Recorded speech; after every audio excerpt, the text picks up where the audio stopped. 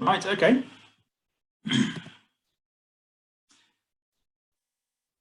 Cool. Hello, everyone. Welcome and thank you for my unmuted. Is it? I'm unmuted.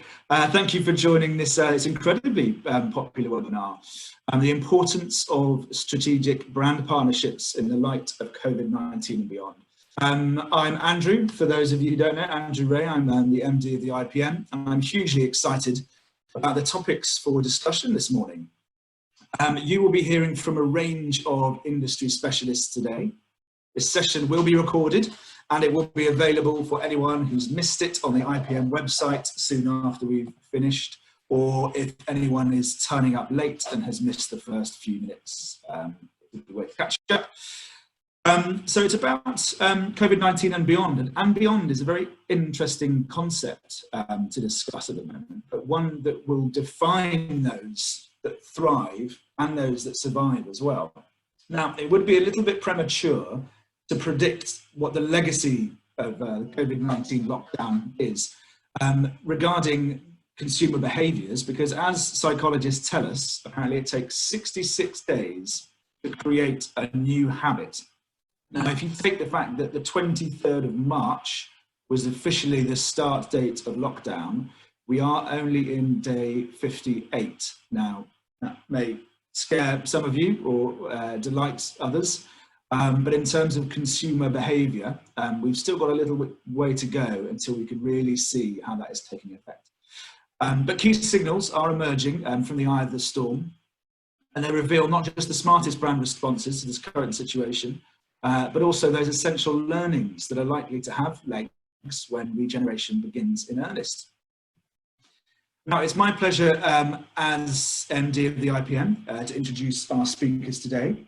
We've got Charlie Hills, Emma Dallaway from Mando-Connect, Crispin Rogers from For Good Causes. But to kick us off will be Hannah from YouGov. There will be a 10-minute opportunity at the end of this session after Crispin to ask some questions, so please do make a note in the question and answer sessions or any of the other chat options on Zoom. We will try and sort of feed those out equally amongst the participants at the end, but yeah, please do interact as much as possible and get those questions. So it's with great pleasure that I pass the baton over, hopefully seamlessly with the technology, to Hannah from YouGov. So Hannah, over to you. Thank you, Andrew. I'm going to just share my screen to start with. Fingers crossed that that works out okay. You never know. Great. Can someone just confirm that everyone can see my screen? Yeah. Yes, we can. Yep. Great. Perfect. Thank you. So thank you for the introduction. I'm really happy to be here and be able to speak to you all today. So my name is Hannah and I'm a client manager at YouGov. So today I'm going to be speaking to you a little bit about how society is feeling, thinking and reacting to the pandemic. And we have a few case studies of how we can measure the impact of actions of brands during the pandemic. So for those of you who aren't familiar with YouGov, we are a global market research and analytics company. We offer a range of solutions from bespoke research to syndicated data products. I'm sure that some of you are aware of YouGov through your professional life. Others will be aware of us through their personal life. So we are really well known for our political work, and we also get quite a lot of pickup from our research that's fed into press releases. So lots of companies come to us and ask us to do bespoke research that will then feed into their stories. So I'm going to start off with an overview of YouGov in numbers, because of course we love numbers. So there are 9 million people who participate in YouGov panels worldwide. In the UK, that's 1.8 million people. So we have a huge group of people that we can go out to and ask their opinion on any issues that you can think of. We have roughly every year, we have 25 million surveys that are completed by our panelists. So we're really asking a lot of questions across the globe. In the UK, we house around 1 million data variables of opinions, attitudes and behaviours from our panelists. So we have really in-depth behavioural and attitudinal opinion data across a whole range of people. And in 2019, we served 2,000 clients.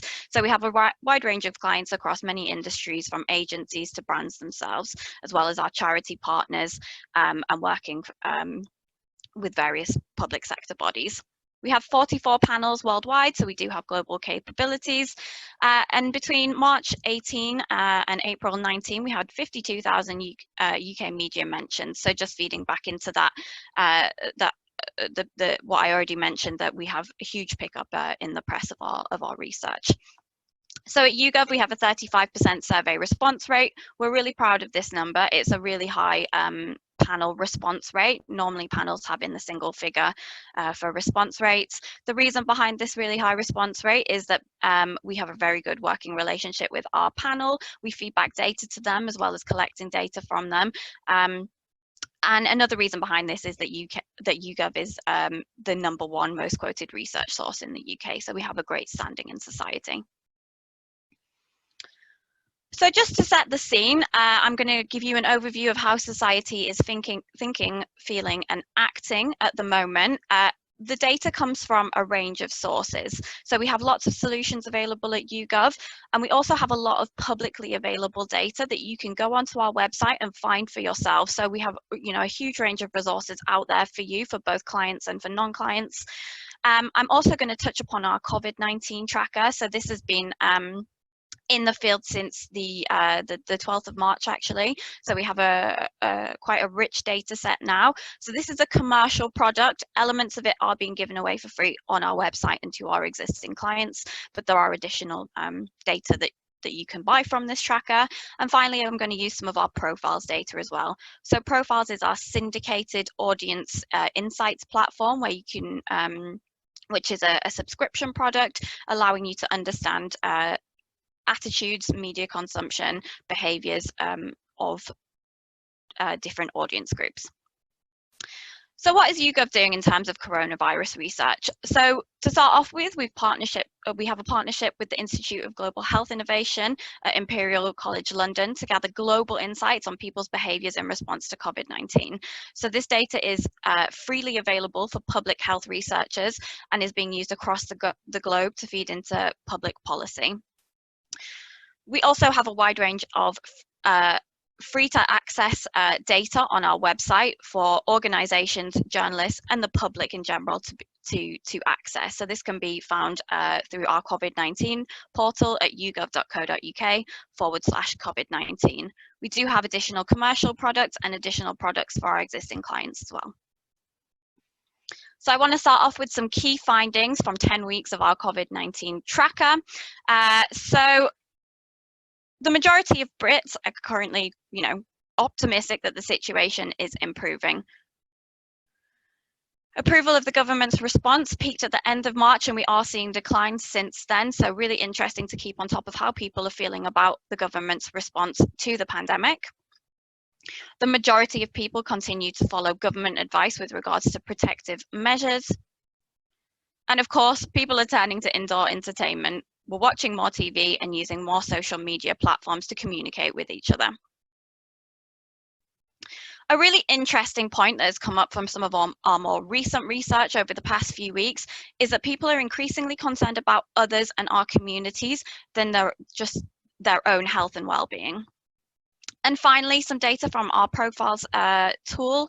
A third of the population notice when a brand gets involved in social issues, such as COVID-19. So our case studies will really showcase how brands' actions have impacted their clients and potential customers. So as I already mentioned, the majority of Brits are feeling optimistic about the situation in the UK. So currently 63% of Brits think that the situation is getting better. So roughly 53% of adults think that the situation is improving globally. So people are more confident about what's happening in the UK than is maybe happening in other countries. So that's quite nice to hear that the majority of Brits feel quite happy with how the situation is improving. So in Scotland and London, which are areas that have been a little bit more impacted by the pandemic and have seen higher numbers, we do see that this is slightly underneath this UK benchmark. And then in the Southwest, we do see that people, a larger percentage of people think that the situation is improving, and also amongst men, we've seen that they are more positive about the situation. Young men are a particularly interesting age group in terms of looking at the data around COVID-19. They tend to be a little bit less worried about contracting the coronavirus, and their behaviours tend to be a little bit less stringent in terms of taking protective measures. So Britain's mood has picked up compared to where we were when lockdown was announced. YouGov tracks the mood of Britain on a weekly basis. This data is free to access on our website as part of our trackers. So we have lots of publicly available tracker data that can be used for a range of different reasons. But I personally think that this is one of the most powerful sets of data that we have available for free. So you can go into I've put a link at the bottom here, which we can share with you afterwards. But you can see how people are feeling on a weekly basis. So really nice data here showing that actually there was a huge drop off in how happy people were feeling as the situation started to develop. When lockdown was announced, we saw that people were, feeling really unhappy compared to the pre-pandemic levels. And what we've seen since then is, because of a series of measures, so the announcements to help the self-employed and the furlough scheme and so on, is that people's happiness has started to go back up. We're not as happy as we were before everything started, but we're less unhappy than before. We've also seen that levels of people reporting that they're feeling scared has started to drop off, although they're still higher than pre-pandemic levels. And one of the overriding emotions that we seem to be feeling at the moment is bored. People are feeling bored. We're all stuck at home. It's not surprising that people are, feeling bored and looking for ways to entertain themselves. So I already mentioned that public confidence in the government has started to drop. We saw this peak in towards the end of March, and then throughout April, this has continued to drop off, and we're now looking at public confidence in the government, which is lower than the pre-lockdown levels. Around 53% of the population think that the government is handling the situation well at the moment, which, as I've already mentioned, is the lowest since we started tracking, and this is much lower amongst younger people. Our political team have reported that in April, we actually saw, the beginning of April, we actually saw levels of public confidence in the government that were at similar levels to the beginnings of the coalition government 10 years ago, when Nick Clegg and David Cameron stood together in the Rose Garden. But since then, we have had a bit of a drop off. So as I already mentioned, everybody is feeling a bit bored. So what are we doing at home? So our COVID-19 tracker has shown that people are consuming an increasing amount of media, unsurprisingly. We have seen since the first wave of the tracker on the 12th of March, so pre-lockdown, people were reporting small increases of watching more TV and using more social media. But since lockdown, this has increased hugely. So you've seen that. You can see here that watching on-demand entertainment and watching TV has seen a huge uptick. What I would say is that this is starting to drop off as people are probably starting to feel a little bit more restless. So we can see here that watching live TV has gone down, and as has kind of browsing Facebook and YouTube. So what are people watching when they're at home? Every single day, YouGov sends out a media survey to 4,000 people, and we ask them what they watched on TV yesterday. So a lot of people are watching news programs. People are increasingly watching the BBC 6 o'clock news and the daily coronavirus press conferences. So these have a huge amount of people watching them every single day. Another popular program was The Big Night In, Clap for Our Carers. And of course, because we're feeling a little bit bored, we want to be entertained. So we're all watching Britain's Got Talent. So how are people feeling towards charity during the pandemic? So around a third of the population has reported that they would like to do something, that they plan on doing something some form of charitable activity in the next few weeks. So this roughly equates to, so we roughly have about a third of the population reporting this, and the breakdown of the data shows that the majority, a large amount of people are considering donating food and supplies to a food bank for people affected by COVID-19, or making a financial donation to help charities who are supporting people affected by COVID-19. We have seen a slight drop off in people telling us that they're going to volunteer their time to support COVID-19. So this was really high when the government announced the NHS volunteers scheme. This has dropped off a little bit now as people have already kind of either started on that or maybe decided to do something slightly different. We also have data that reports that a large amount of people are going to donate to charity shops. So, you know, people stuck at home, they're looking at doing a clear out, and the upside of that for the charity shops afterwards is they'll have lots of things to sell. So in block 2 of our coronavirus tracker, we have started asking people a little bit about who they're concerned about, and also how this is going to move, how they're concerned about the future. So we have some really interesting data here that shows that community is at the kind of the heart of how people are feeling, and also the response going forwards. So 73% of people worried that there will be a long-lasting negative impact in society, and 72% worried that their friends or family may become unwell. When thinking about themselves, this number drops off. It's still a high number. We still have 48% of people worrying that they might become unwell, but this is significantly lower than the amount of people who worry about others. We also asked people, when thinking about the coronavirus outbreak and its impact, which, if any of the following, are you concerned about? So the highest reported concern for people is the concern on local businesses, or bars, restaurants, and independent shops. So these things are the heart of our community and are the places that we go to in our daily lives, and, you know, those local shops where, you know, the people are really important to us. So 86% are concerned that there's going to be a financial impact, and they're not going to be able to recover those losses. When we talk about how do people kind of feel about their own future, only 40%. Again, it's still a really high number, but it's much lower than people concerned about the community. Only 40% are concerned about being able to pay their own bills.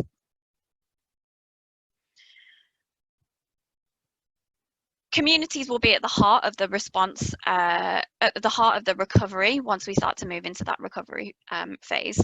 People are telling us that as a result of coronavirus, 63% of people will support local businesses and buy locally. 53% are planning on having a local holiday versus 44% of people who will go abroad. So obviously there are concerns around, you know, will we be able to travel abroad? But it's still really encouraging to see that 53% of people, so more than the amount of people who want to go abroad, would like to stay and have a holiday in the UK. 37% will buy more green and sustainable products, and I'm sure we've all seen that people are starting to talk about how a green future will be at the heart of the response. And almost a quarter of people are saying that they will take a more active part in their local community. So we have some case studies on measuring the supermarket sector response to the pandemic. Our profiles data has told us that around 39% of people like brands that are willing to get involved in social issues, and if a brand that they like expresses a view, they are more likely to buy from that brand. So for people who are concerned about the coronavirus, this increases slightly, and for those who are not as concerned, this decreases slightly. So how have the supermarkets responded? So to evaluate the response of the supermarkets and how the public has picked this up, we're using our brand index tools. So brand index is a syndicated brand tracking platform which measures the public perception of over 1,600 brands across 16 different metrics on a daily basis. So we send this survey out to 4,000 people every day, and it covers 40 sectors. It's a syndicated product, so agencies and brands will buy into this product to get access to the data.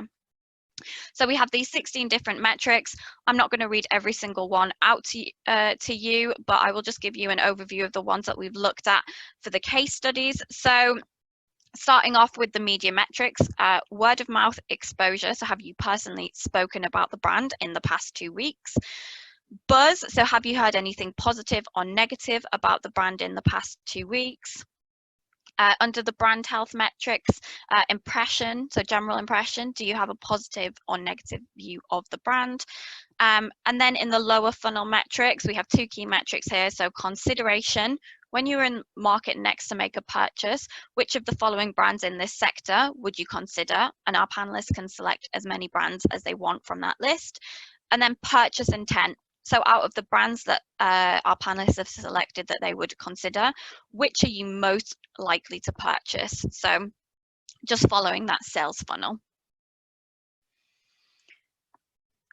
So starting off with, we have taken the supermarket sector because the response to the pandemic and the change in the way that we've all had to behave has seen, you know, the supermarkets do turn around changes to their policy and their way of shopping that we could never have imagined in the past. So here we have a chart that shows the buzz scores for the big four supermarkets, so Tesco, Asda, Sainsbury's and Morrison's. So buzz is a measure of if our panelists are hearing anything positive or negative about the brands.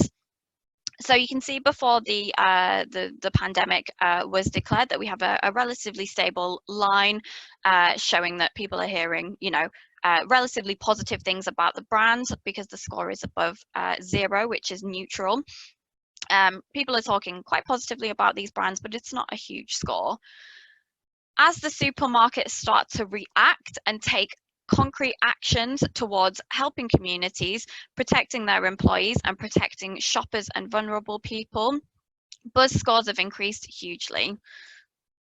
So you can see here that all of the big four have had a huge uptick in buzz, and the category average, so that's a combination of all the supermarkets that we monitor in the sector, so everything from the big four to smaller, more local supermarkets, that has risen slightly, but not as significantly as the big four.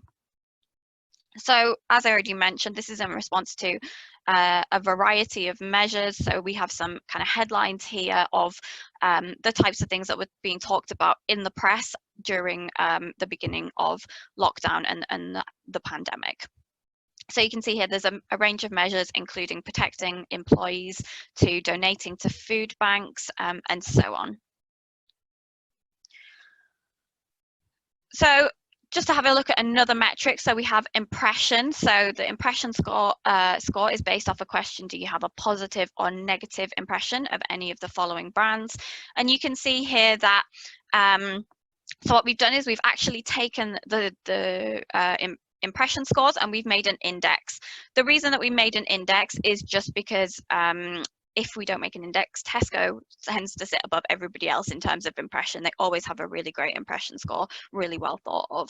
But actually when we turn it into an index, so starting off with a pre-pandemic score that we've put as a baseline of 100, we can see that Asda's response and Tesco's response have both been picked up really well, but also the other brands have seen movement at different times. So because Morrison's was one of the first brands to start implementing different measures, they had an uptick at the beginning of lockdown, but then you can see that Sainsbury's actually, with some of the more the charitable work that they've been done, have started to increase more recently. So the response of the big four has really changed the supermarket sector. So we can run consideration rankings in the brand index tool. So consideration is a measure of which brands would consumers consider when they're next in the market. So in February, you can see that Tesco is number 1, and Tesco continues to be number 1 in terms of consideration throughout the whole pandemic. You know, Tesco are a really big player. But the discounters also are in the top 5. So Aldi are sitting at number 2, Lidl are sitting at number 4 in February. So this is before the pandemic was announced and lockdown started. But actually you can see that the measures of the big four, so people feeling like they're increasing safety measures and also that those brands are contributing to society, has pushed Sainsbury's and Morrison's both up that chart. So both up further up in the top 5, and Aldi and Lidl have started to drop off. When we move into April, when things are starting to become a little bit more stable, we can see that actually Lidl has dropped out of the top 5 in terms of consideration, and you know, the big 4 are all in the top 5 at the moment. So another case study that we've had a look at is Marks and Spencer's. So in terms of supermarkets, Marks and Spencer's supermarket range, so M&S Food, is a little bit of a smaller offering compared to the big 4, of course, but it's really interesting to see how their charitable actions have, you know, driven positive scores for them.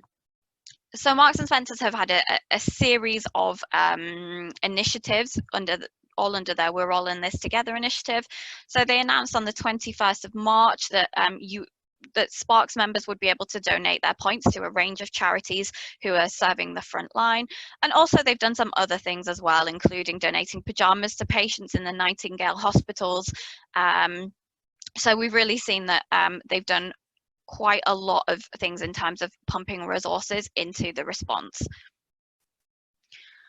So what's really nice to see is that Sparks members have really picked up on these actions, and they have been the people who've been driving the positive scores for the brand.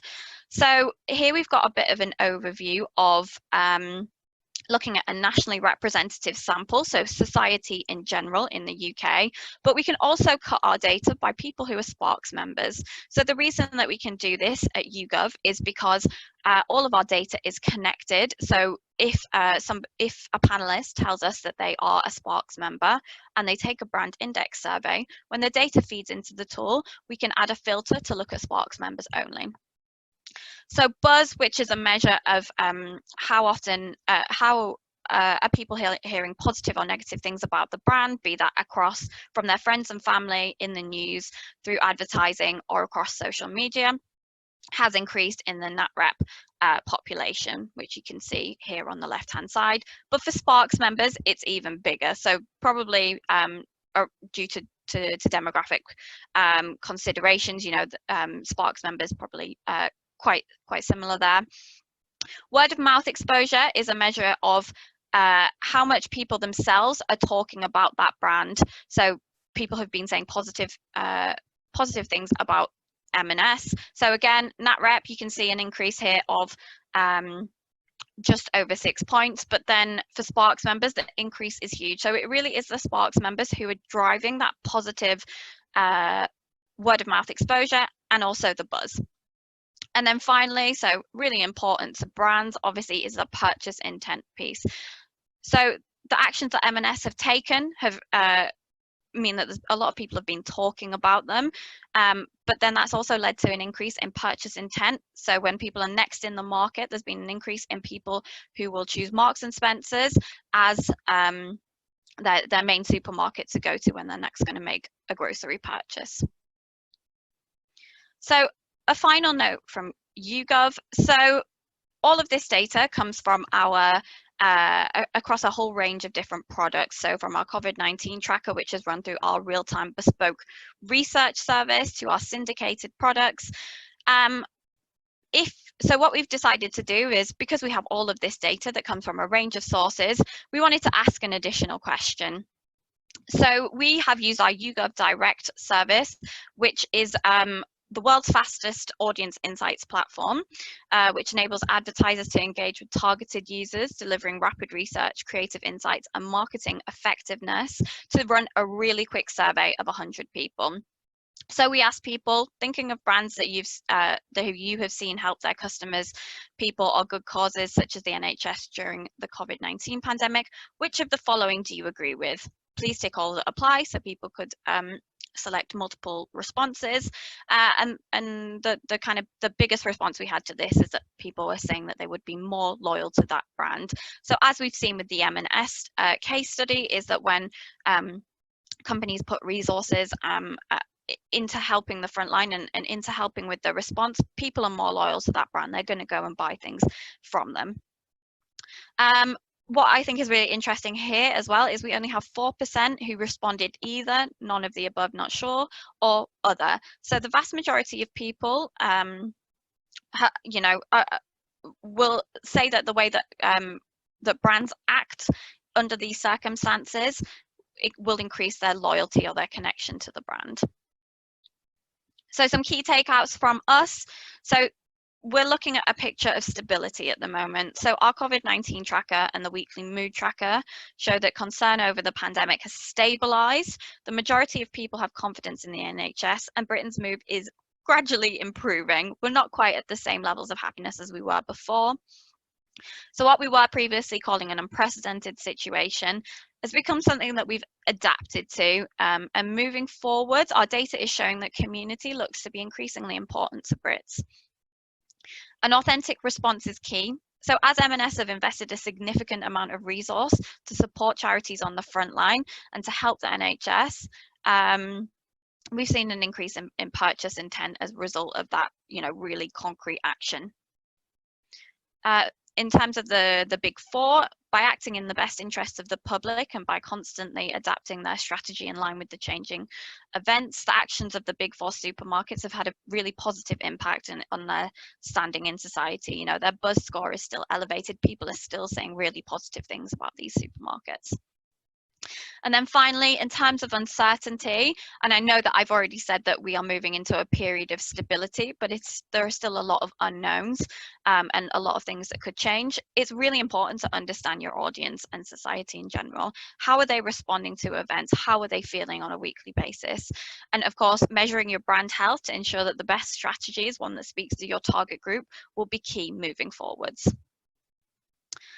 So thanks very much, everybody, for listening. If you've got any questions, please do put them in the chat box and I will be able to answer them later. But I'm going to pass on to Charlie and Emma from Mando-Connect. Thanks so much, Hannah. That was absolutely brilliant. It's so interesting to see the stats and the research behind what I think we're all sort of seeing happening in the press and the market at the moment.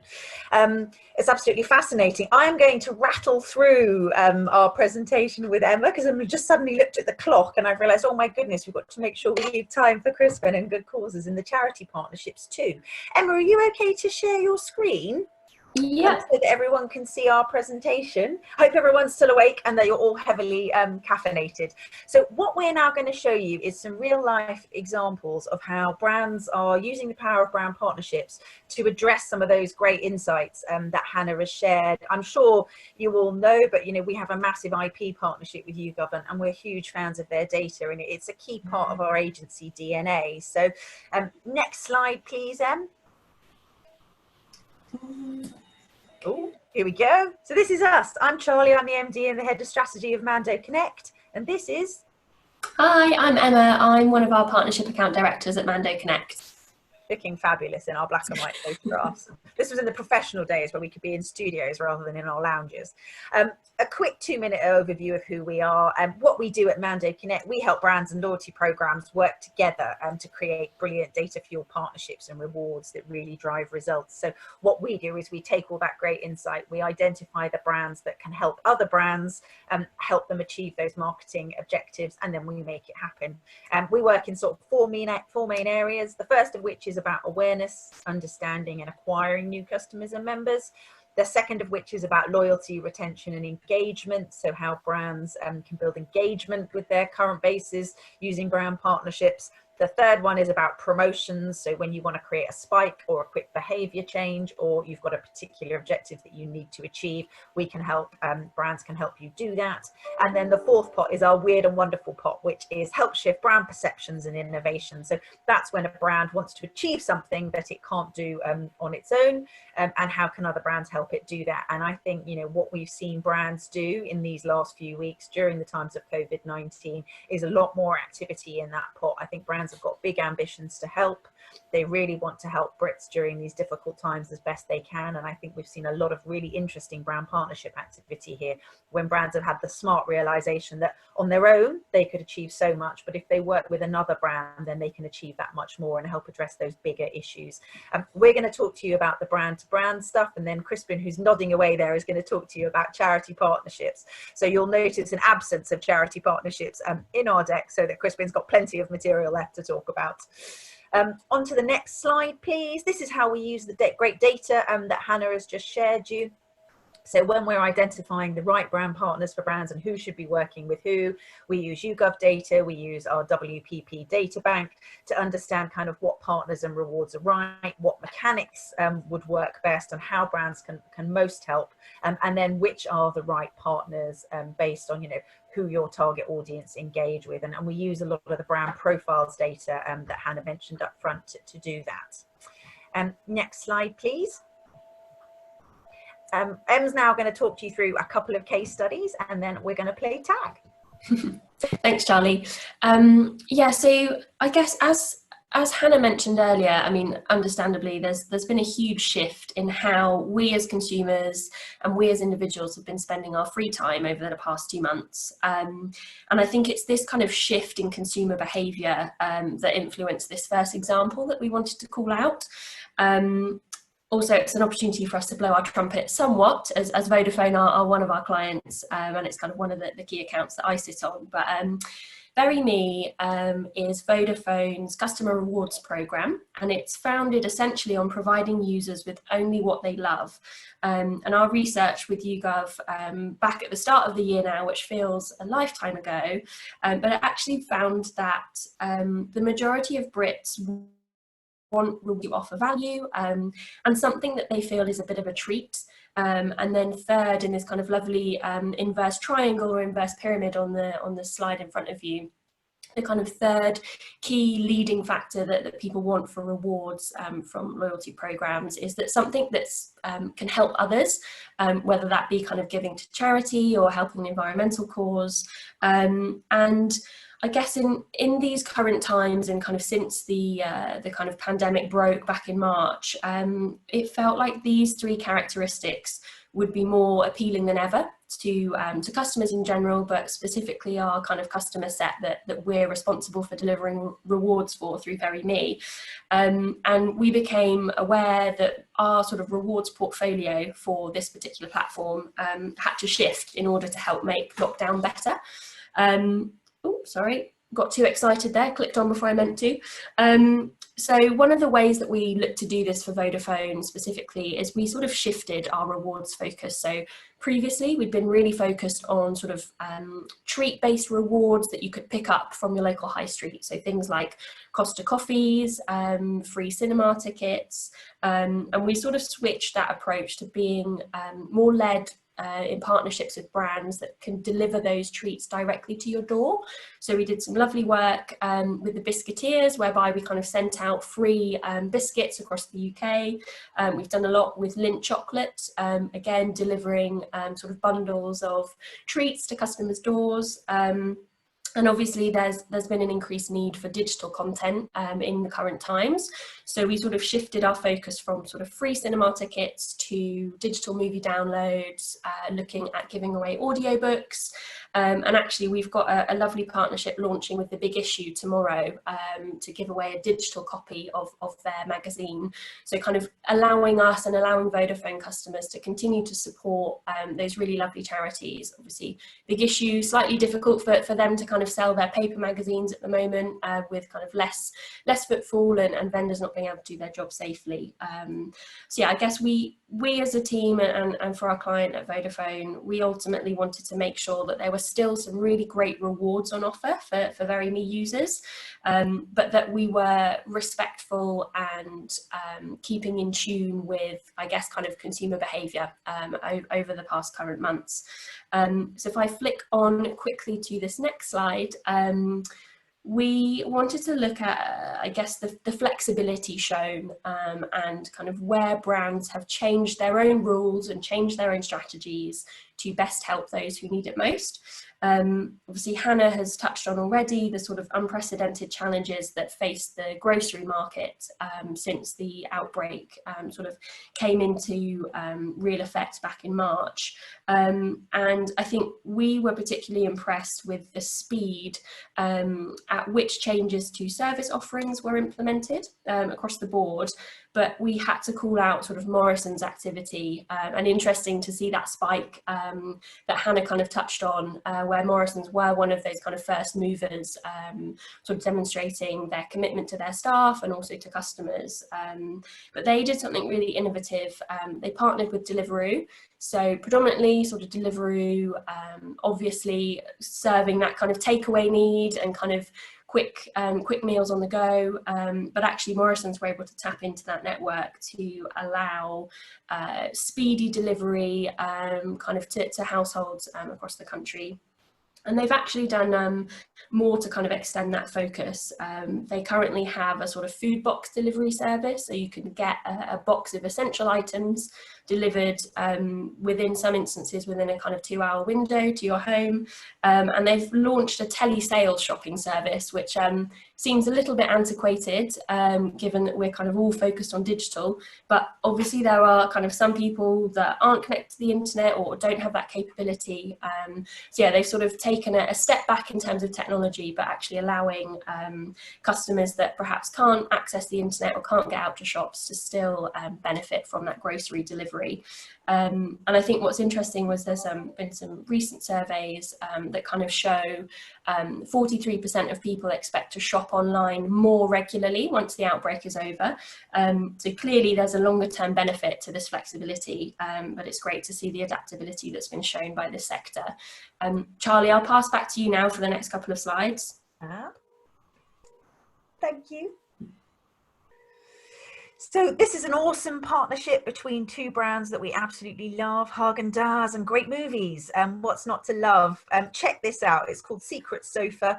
It's a fantastic partnership where Friday night for 8 weeks, Secret Cinema are rerunning the movies that they've done fantastic immersive experiences before and letting people enjoy them in the comfort of their own home, issuing codes to the people that have signed up, and then you can get your Häagen-Dazs ice cream together to really kind of make the most of your evening. There's some fantastic stuff on social media about people dressing up. I think it's Shawshank Redemption this Friday, so there's still plenty of time to go and check it out. But it's an awesome example of two brands working together to kind of unite their equity to create a really cool new experience for people to enjoy. Next one, please. This one is brands going one step beyond. I think most brands are thinking about how they can help their own customers, but some brands are thinking about how can we help find a cure. Now, if anyone had said to me that a natural partnership would be that a hotel chain would be out there trying to find a cure for coronavirus, I think I might have fallen off my chair. But I think Accor Hotels is a really impressive brand to look at. They're one of the biggest chains in the world. They've got everybody from the Ibis to the Novotel, right up to the Sofitel and the Fairmont within their portfolio.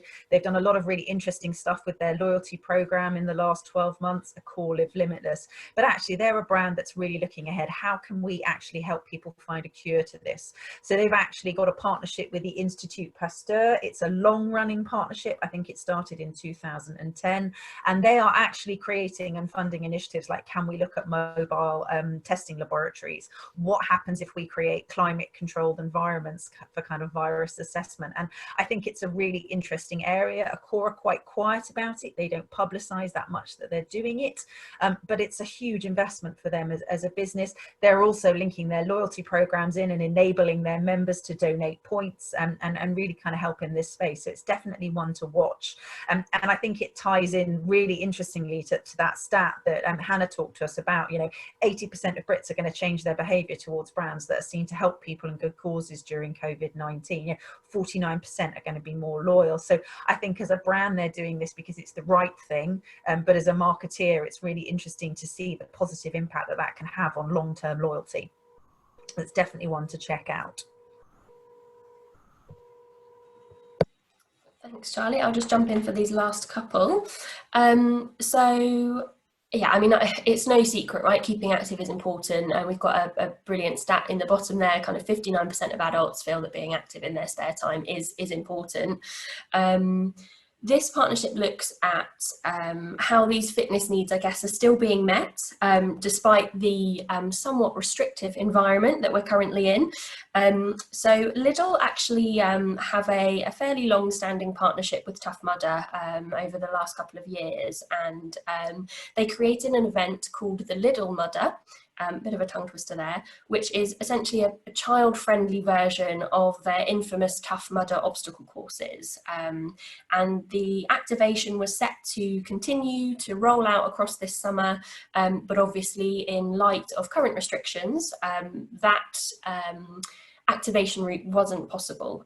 So Lidl have actually joined forces with Tough Mudder's official trainer, and they've created a really lovely series of videos that help sort of keep the kids active during this extended time at home. There's new videos kind of uploaded every week. They're really sort of fun, friendly ways of, I guess, keeping the kids occupied for a little bit. They range from, you know, building your own obstacle courses in the back garden through to sort of fast and furious dance routines and really lovely ways to get them moving, but also let them have fun whilst they're doing it. I'm sure kind of everyone's aware of the great work that Joe Wicks has been doing with his kind of morning workout sessions. And I think this is just a lovely build, and sort of using that event partnership, essentially, that kind of activation that wasn't possible, but sort of pivoting and still bringing that kind of sense of activity to the foreground. If I just flip on to the next one. So this isn't exactly a partnership, but we felt that it was really a brilliant example of brands sort of demonstrating an innovative approach, which is obviously crucial during this sort of slightly weird time that we find ourselves in. And obviously the impact of brands helping consumers and helping vulnerable groups, and the impact that has on sort of brand affinity and how likely people are to kind of continue to spend or increase spend with that brand has been kind of touched on. So I'm sure you've kind of seen this. It sort of hit national headlines across the country, but Brewdog, famous for their beers, have started making hand sanitizer, and so far they've actually made over 250,000 bottles since they started production back in March. And all of these bottles have been donated to NHS hospitals and charities and kind of vulnerable groups in their sort of surrounding region of Aberdeen, which is where their brewery is based. And interestingly, they've actually released their recipe for their sort of hand sanitizer, so other companies, other organisations could sort of get involved and start producing as well. And it will be interesting, I guess, for this one in particular to see the impact of that long-term consumer response, because they kind of made an announcement just before lockdown hit to say that they were forecasting fairly significant losses through sort of lack of beer sales and people not going to bars and pubs. So yeah, it'll be interesting to see what the kind of public support and consumer support is for these guys. But yeah, I'll hand you back to Charlie for the last couple of slides. And I'm going to do these last few slides in a 1-minute race so that Crispin has time to talk to you about charity. This is a great example. Check it out. Magnum and Deliveroo, pimp your own Magnum kit. They couldn't do any experiential marketing, so they created awesome solo experiences. Look it up. It's brilliant. We'll supply all the details of it later. Number 8 is then make sure you think beyond as well. So Lego and Universal have just announced an awesome music partnership. I'm absolutely desperate for there to be an Elton John Lego figure. This is clearly an unofficial, not Lego approved Lego Elton John to inspire, but it's a great example of how data can really help inform an awesome partnership. So 50% of Lego customers love music, 77% of music lovers love Lego. So that's the kind of data that we use to kind of unite two brands together. That's going to be amazing. As a mum of a 7- and 9-year-old, I can't wait for that one to come out next year. And I'm assuming they're going to create some really awesome stuff as well as some traditional kits. That's a summary of all the ones that we noticed and how brands are doing things, but we're seeing new case studies come up left, right and centre. There's been some brilliant stuff in the news today, so we'll include that on the links after the webinar as well. And I think this was our key takeout was do something, it matters, and don't do it alone. If you use brand partnerships, you can be more relevant, more interesting, and you can achieve a lot more and you can spend a lot less. And now, without any further ado, over to Crispin.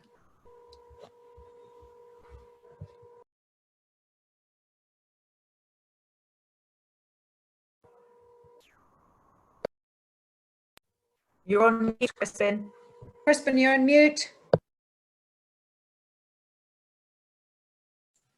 There we are, that might be better. Very good. Yeah. Good. Right, Yes. Good morning, everyone. Mine's a little shorter, just half a dozen slides. I'm going to zoom into looking at some thoughts and observations on partnerships in the charity sector during and post COVID-19. I run for good causes, and whilst our journey started well before the pandemic was even on the horizon, we've been well positioned to see what's been happening in this space. It's important to state, first of all, that the themes of purpose, people and planet were already on the rise in the brand engagement and loyalty space even before the arrival of COVID-19. This is just a short selection of the many statistics available to demonstrate that. You can read through those and see them there. For example, 76% of consumers being more inclined to buy from a brand that genuinely supports community. And we've heard a lot about that already today, haven't we? And the reference to the emotional connection we've also heard today is important, of course, because as Matista report, customers who have an emotional relationship with a brand have a 306% higher lifetime value in their opinion. And when you think about it, that's not surprising, because as human beings, we are hardwired to feel good about doing good. And that's when you look at the fact that there's a 50% boost to oxytocin levels from pro-social behaviors. Now, interestingly, even before COVID-19, this was manifesting itself more, from what we could see, in relation to donating to causes related to community rather than causes related to sustainability, which was very much, otherwise it was on the rise in terms of the corporate and brand agenda. Many brands were wanting to promote and be seen to be promoting sustainability, whilst customers were still overwhelmingly donating to causes that were supporting community. Since the pandemic struck, we've seen a number of brands respond proactively and positively with promotional campaigns that engage their consumers in supporting charities on the front line in the fight against COVID-19. Nectar and their owner Sainsbury's raised over £2 million after match funding from consumer donations of Nectar points towards the Big Night In, supporting children in need and comic relief. NatWest are seeking to raise £10 million for NET, the National Emergency Trust, and raise £2.5 million in match cashback donations from their My Reward customers within the first week of launching. Similarly, Valero has chosen 4 charities so that consumers can donate their Star Reward points to. And just this week, many of you will have seen that IAG Loyalty, running the British Airways and Iberia programs, amongst others, announced that they're enabling their members to donate their Avios points to NHS workers. And they're kicking off with their own donation of 210 million Avios, providing 3,500 NHS workers with 60,000 points each, which is enough for flights worth £300. But this is important. It's not just the largest charities that are suffering as a result of COVID-19. The Institute of Fundraising states that in the next 3 months, charities are expected to see a 48% decline in voluntary donations, whilst experiencing a 43% increase in demand. That is across the sector, large, medium and small charities. Now, at For Good Causes, we have always championed the idea of a charity of choice, with over 20,000 charities from which consumers can choose to donate their rewards, not just for a promotional campaign, but as an always-on redemption option. And our partner brands have proven that customers will choose a wide variety of charities when given the choice. We saw Vodafone pay-as-you-go customers donate to over 850 different charities last summer, and we're now at nearly 2,000 charities having received donations from rewards. We've also seen the impact of COVID-19 on charity choices by consumers, echoing the data recently published by the Charities Aid Foundation on giving more broadly. In the first 2 weeks of April alone, we saw Vodafone customers donate to 100 different local NHS trusts and hospitals in their communities, with their share of donations rising from under 5% of our donations to over a third. Meanwhile, other charities visibly on the front line in the battle against COVID-19 have seen an increase in donation share as well, with food banks, homelessness, hospices also increasing their share, whilst cancer care has remained strong. The sector which from our data has been negatively impacted the most has been animals, which prior to the pandemic were running at 22% of our donations, and which now are down to less than 5%. With NHS charities together reporting recently that they hit their 5-year funding target in 5 weeks, it will be great to see other charities also picking up in the coming period. Similarly, when we launched BP last month, we saw consumers respond amazingly with donations to over 2,000 different charities.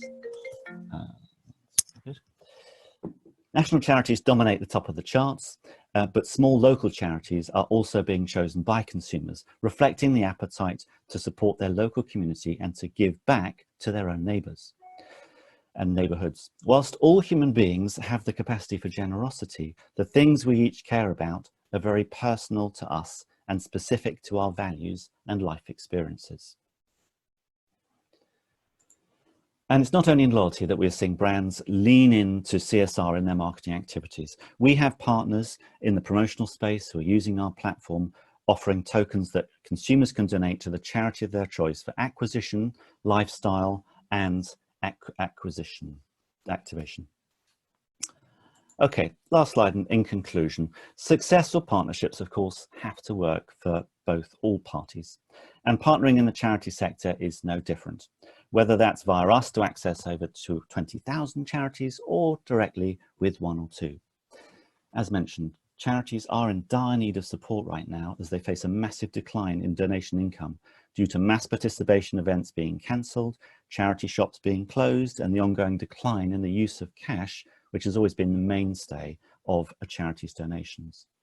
Opening up loyalty currencies and promotional and incentive rewards creates a much needed new revenue stream for charities at low or no investment cost to them.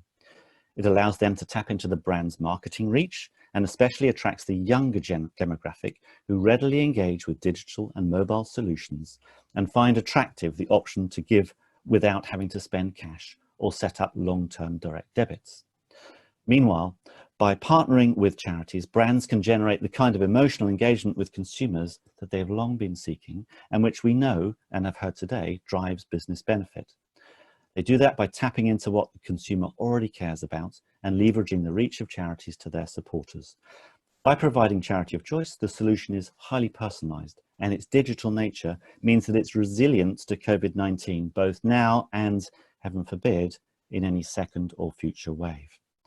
And finally, the flow of funds can deliver real and visible impact for the causes supported, empowering the generosity of consumers to make a real difference in their communities. We believe the consumer appetite is to do just that, and we've heard a lot about that again today to reinforce that, to support their communities with the underlying resurgence in appreciation of kindness. And we see that as becoming part of the new normal, and we think will be one of the positive legacies of the otherwise awful COVID-19.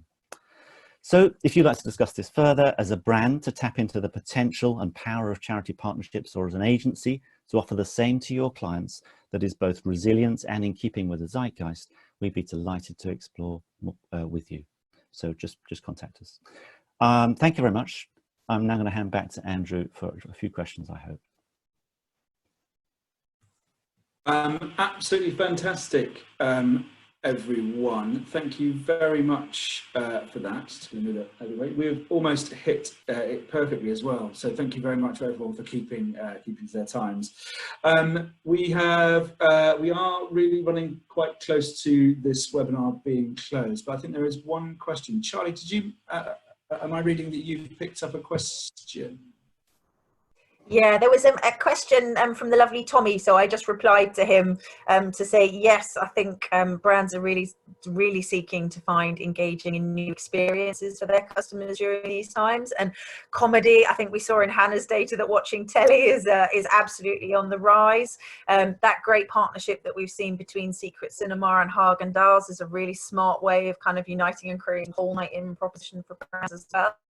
Yes, Tommy's definitely looking at. Tommy's actually already in touch with the partnerships team through Emma, so we'll pick that one up after the webinar. But yes, I think if brands or agencies have got clients with that kind of content at the moment that can be delivered digitally, can be delivered safely, is unique, is exclusive and is engaging, then yes, there are a lot of brands out there at the moment that want to help create those experiences for their customers and maintain those brand relationships during this time when it's much harder to keep and maintain those relationships with your customers. So yes, definitely, we've got a lot of opportunities in that space. Excellent, thank you very much. Well, listen, all it is left for me to do is to say thank you very much to all our presenters. That was absolutely fascinating. I've got so many facts and figures written down. This webinar has been recorded and we will share it on the IPM website. It has been brought to you through the brand partnerships community, so thank you very much for organising it through them. And if you have any other questions that you haven't managed to ask, or you think of in the next few minutes or days, please do send them through and we can direct those questions specifically to the relevant speakers. But it just leaves me to say thank you very much. We will be producing more of these webinars. We've got a couple more coming up that Sadiqa and the IPM will be sharing. But other than that, thank you very much. And I hope you've taken some great insight from all of the data that's been shared. And once again, thank you to all of our presenters today. It's absolutely fantastic. Thanks very much for having us. And thanks for listening, everybody. Now go in and try and enjoy some sunshine. Thanks, everyone. Bye. Thank you. Bye. Thanks, everyone. Bye. Thank you. Bye.